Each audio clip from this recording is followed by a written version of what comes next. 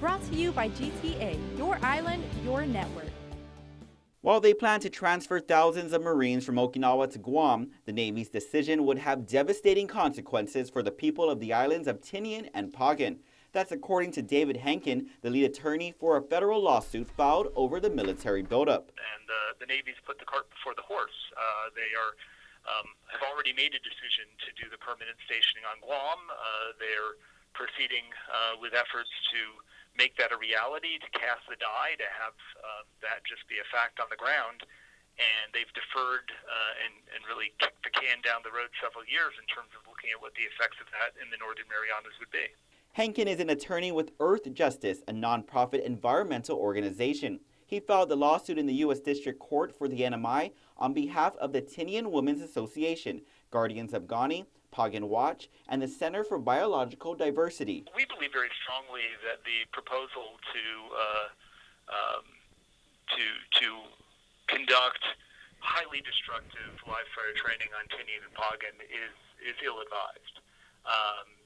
That you don't save the village by burning it, and that's essentially what the Navy is proposing to do. Is they're going to bombard the island of Pagan and prevent families with generations-long historic and family ties to that island ever to return. They're going to turn Tinian into a war zone that will make it just oppressive for the people on that island to remain there.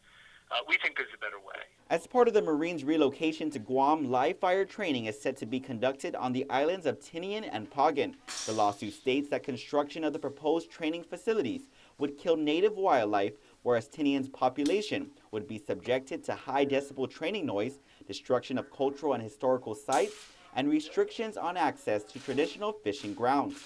Henkin alleges the Navy was required but failed to comply with the National Environmental Policy Act by not considering all the impacts associated with the relocation and training in a single environmental impact statement. They also didn't evaluate alternative training locations outside the Mariana Islands that would accomplish the Marines' mission with far fewer environmental impacts. And while he's aware of efforts on Guam over concerns with the buildup, Henkin says he has not been contacted by anyone here on Guam to become a part of the lawsuit.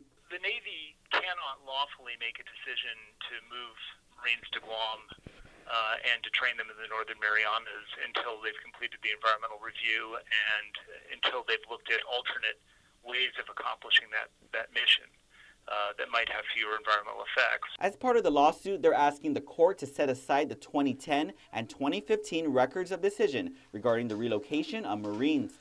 Henkin says the government has 60 days to respond to the lawsuit. Reporting for Guam's News Network, I'm Ken Quintaniza. Brought to you by GTA, your island, your network.